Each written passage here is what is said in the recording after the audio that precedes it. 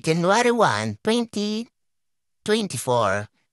Ito yung unang biyahe namin ngayong taon dito sa Batangas, kala Ate Ina. Yan, tubuhan talaga dito. Kaya pag gising mo, tubuhan mo na makikita mo. Pero pag hinarvest na yan, di na tubuhan. Tapos ito, syempre, nasa probinsya tayo. Ayun yung makikita natin. At ayun yung madalas niluluto. Ha? Tama, silip-silip ka lang dito. Ang angas ng paligid kasi ibang-iba sa syudad. Sa probinsya, ang aliwalas ng lugar. Tapos ito, sabi nila maaga daw kami aalis. Pero tingnan mo sila. Mga nakahilata pa. Anong oras na besh? Gagala pa tayo. Gising na. Ito, tingin ko sa labas, naasikaso na pala ni Kuya Jay yung mga kotse, nililinisan niya na. Ang sipag talaga ni Kuya Jay, kalanggala na rin. Kalanggala na ang mga itik. Joke lang. Ito yung lugar nila dito kalahatiin na. Tapos pagdating namin, hindi ko na kasi na-video yan eh. Dito kami nag-stop over. Napakaganda ng view. Sabi ng kapatid ko, dito muna daw kami para daw magkape. Kasi nagtitinda sila dito ng kape na barako. Yun niluluto pa. Kaya nag-order kami dito ng kape. Kaya tamang-tambay muna kami dito bago sa final destination. Yung pupuntahan namin chapel yun tapos maraming kuitos. May hanging bridge to dun. Kaya napaka-excited. Eh, tamang-tambay muna kami. Yung tamang picturean muna sila habang naghihintay kami ng kape na in-order kasi niluluto pa daw yung kape nilang barako. Pwede rin naman kayo bumili dito ng kape. Ewan ko lang magkano. Kasi yan si Mamo, mga supportive na anak niyo, picture-picture daw. Angas mo dyan, ma. Yung ngiti-ngiti ba si ma. Ganda kasi ng view mo. Maganda ba, ma? Maganda ba daw siya? Napakaganda mo, ma. Parang yung view, ang ganda rin, di ba? Ang angas, family bonding to ngayon to. At dumating na nga pala yung kape. Ito yung kape, yung itim na itim mo, may epal lang yun. Sumisilip-silip pa, pero yung kape talaga. Tapos yung view, napakasarap. Napakasarap dito magkape. Marerelax ka. Tang kape lang muna kami dito sa Getli-Getli. Walang katao-tao dito kami pa lang. Mga alas 3 yata to ng hapon eh. Kasi late na nga sila nagising, kaya late na rin kami nakaakyat. Tapos ito na yung simbahan. Yan, yun yung simbahan. Hindi ko na-video yung loob ng simbahan na yan. Kasi medyo na-busy ako sa ano eh. Nahuhuli ako sa pagdating. Kasto kalabas na sila. Yan, pupunta na daw kami sa Koi Farm. May Koi Farm dito. Yung excited yung mga bata. Yan, ito yung part na to na puro koi na dito. Ang daming koi. May malaki daw dito, tsaka may maliit na koi. Kaya, tamalakad kami. Lawak niya na yun, no? Yung dulo hanggang dulo niyan, puro koi lang. Tapos separate, no? Ang ganda, oh. Yung gustong-gusto ko dyan yung koi yung puti, eh. Yung silver na koi. Ito, ang daming koi din nung naglalakad, oh. Yan, oh. Napakaangas ng mga koi na to. Ayun, nagpipicture-picture pa yung mga koi. Ay, yung koi ang lalaki, oh. Grabe, oh. Pwede naman daw yung hawakan. Pero pag tanggal mo ng, kamay mo, kulang na yung daliri mo. Di na nila sagot yun. Siyempre, gutom na gutom yung mga koi, eh.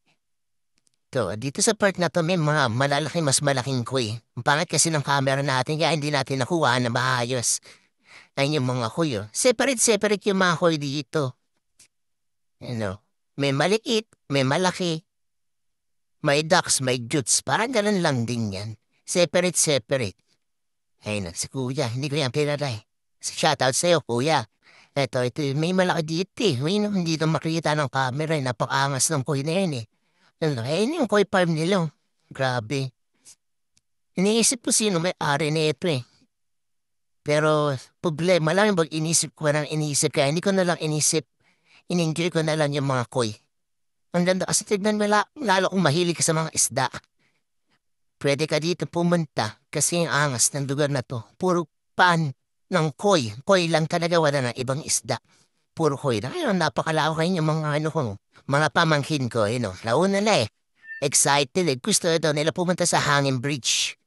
Kasi ito, yung mga maliliit na manok po, yan, tumakbo na sila, pupunta na daw sila sa Hanging Bridge. Excited na yan eh, na? Excited yan.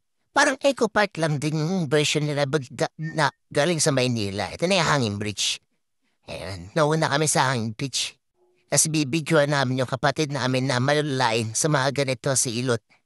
Ang may makikita niya sa video kung paano matapot yun. Takot talaga siya sa mga ganito eh. Mga gumagano, tas mataasin. Natitrip na agad tong iso. Pinagtitripan niya tong mga Chikitingo, oh. Tamang trip ka lang dyan, kuya. Kaya pa magdada, isa natatakot kasi.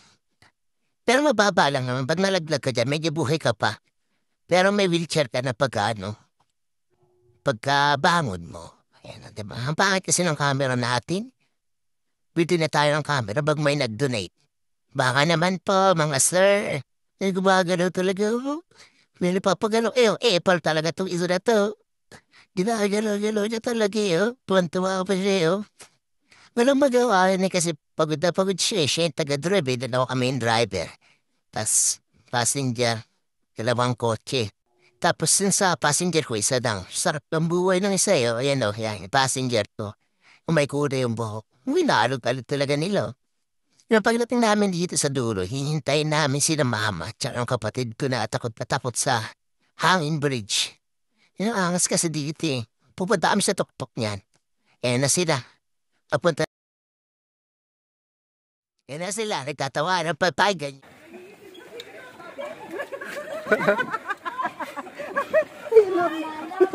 Hindi ako. Yung sa tapang isa dahan-dahan pa.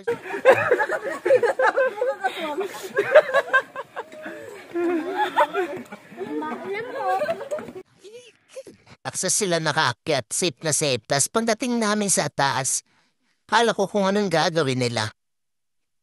Yan pala yung gagawin nila dito sa taas. Naglakad pa kami napakataas at napakalayo. Tapos magsi-cellphone lang pala sila. No? Kasi yung nga walang signal doon sa lugar nila ate, doon sa bahay. Kaya dito parang sinusulit na nila mag-cellphone. No? Ayan Pakaangas siya pagdating ng gabi. Tismisan na lang. Pagod na Yan naman, tismisan lang kasama yung kambing. Yan, salamat po sa mga nanood at pa-subscribe na rin po ng YouTube channel natin. At salamat din sa mga nanood kahit walang kwenta tong video na to. Bye-bye!